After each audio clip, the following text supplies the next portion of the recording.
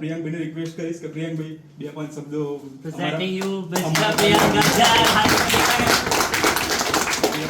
Up to you.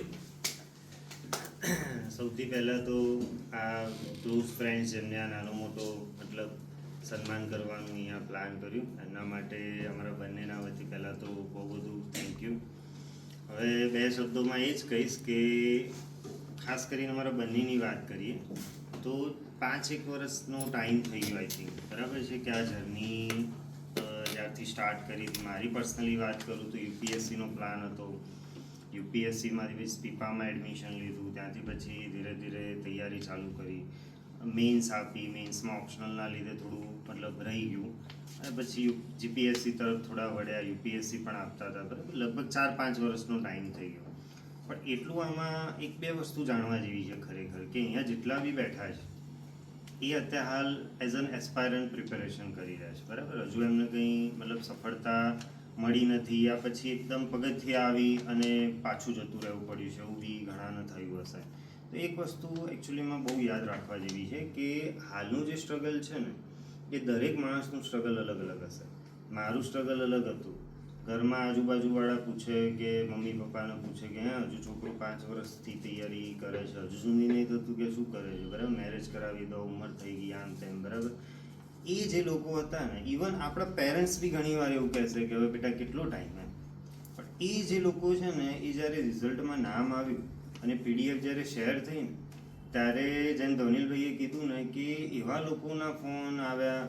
હવે થોડી private વાત છે પણ એ બી શેર કરું કે લાઈક એજ હવે થઈ તો પેલું છોકરીઓ જોવાનું ને બધું ચાલુ થઈ જાય. તો મારા ક્લોઝ ફ્રેન્ડ્સને બી ખબર છે કે હમણાં વિધિન અ મંથ લગભગ 10 થી 15 એવા કોલ્સ આવી. એવું કહેતા હતા કે મારી છોકરીને તો ખાલી કેનેડા જ મોકલવાની છે, કેનેડા વાળો છોકરો જોઈએ. એટલે આ ખાલી મારા પર્સપેક્ટિવથી નથી, આ બધા જે ફ્રેન્ડ છે ને આઈ થિંક કોમન જ હશે, બરાબર. હા, તો હવે એ વસ્તુ બહુ જાણવા જેવી છે કે સક્સેસ જ્યારે મળશે ને ત્યારે આ 2 વર્ષ 3 વર્ષ 4 વર્ષ પહેલાં 1 માર્ક માટે રહી જવું.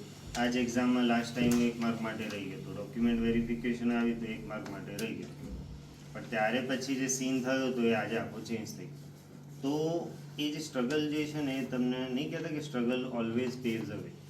એ જ્યારે રિઝલ્ટ આવશે ને ત્યારે જ ખબર પડશે, બરાબર. પણ એક વસ્તુ યાદ રાખવા જેવી છે કે જર્ની સ્ટોપ નથી થઈ. આજે ધારો કે અમે આ પોઝિશન ઉપર છે ને તો હું હવે કદાચ આ લાઇબ્રેરીમાં તો આવી નહીં શકું, પણ હું કદાચ ત્યાં નજીકમાં બીજી કોઈ આવી જ લાઇબ્રેરી હશે ત્યાં એ જ બુક્સ ખોલીને આગળનું વાંચવાનું પ્લાન કરીશ કે ચલો યુપીએસસીની પ્રિપેરેશન કન્ટિન્યુ કરી, બરાબર. તો જર્ની સ્ટોપ ક્યારેય નથી થતી અને દરેકના પ્રોબ્લેમ્સ અલગ અલગ હશે. અત્યારે હાલ કોઈક બેઠા બુક ખોલીને બેઠા હશે ને તો ઘણીવાર એવું બને કે ખોલીને તો ઓપન કરીને તો બેઠા છે પણ મગજમાં પેલું વિચારો ચાલી રહેશે જે ઘરે સવારમાં સાંભળીને આવ્યા, યા આજુબાજુમાં આડોશી પાડોશીએ સંભળાવી દીધા એટલે હજુ તાર નહીં થતું એવું, બરાબર. તો એ બધું મૂકો, સાઈડમાં રાખી અને કન્સન્ટ્રેટ કરો.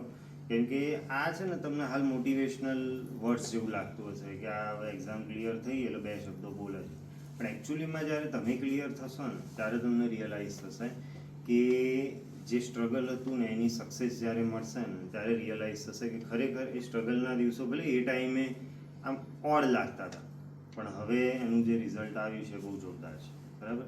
તો કરતા રહો પ્રિપેરેશન અને ક્યારે બી એવી કંઈ નાની મોટી જરૂર પડે, હેલ્પ જોઈએ તો ઓલવેઝ અમે મતલબ પ્રેઝન્ટ રહીશું. Thank you so much.